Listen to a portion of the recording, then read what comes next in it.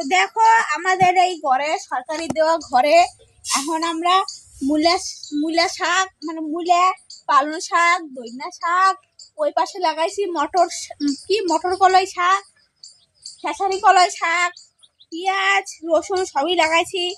এখন পালং শাক তোলা হয়ে গেছে, এখন হচ্ছে আমরা মূলাও তুলবো। তো দেখি মূলা কেমন হয়েছে। তো এই দেখো দুটো মূলো তুলেছি, ভালোই হয়েছে মূলগুলো।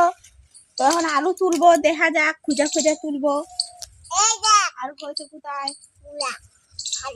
মনে তো হচ্ছে ভালোই মূলা হয়েছে।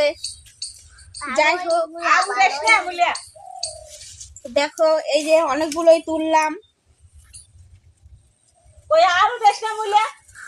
এই দেখো এই মূলাটা গাইস দেখো যেমন বললাম আমাদের এই ঘরেও লাগানো আছে মটর শাক। এখন আমরা সেইগুলোও কটা তুলবো।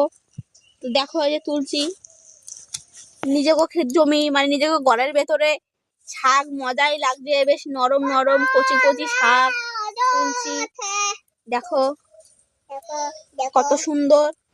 আর এই পাশটা এই দেখো এই যে খেসারি শাক, খেসারি কলাই শাক। তো দেখো এই যে খড় নিয়ে আসছে নাকি, কি করবো খড় দিয়ে? তো এই দেখো কত সুন্দর লাগছে। ও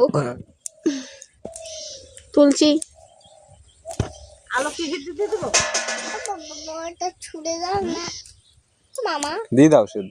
মামা এটা ছুলে দাও না, দাঁড়াও। দেখো আমার মেয়ে এখন কমলা লেবু খাবে, তাই ও চলে যাচ্ছে ঘরের ভেতরে। এখন করছে ছুলে দাও।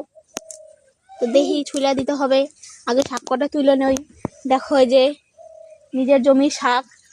তো আমার কিন্তু জমি টমি নাই, আমাকে ঘরেই আমাকে জমি এখন। ওই দিকে লাউ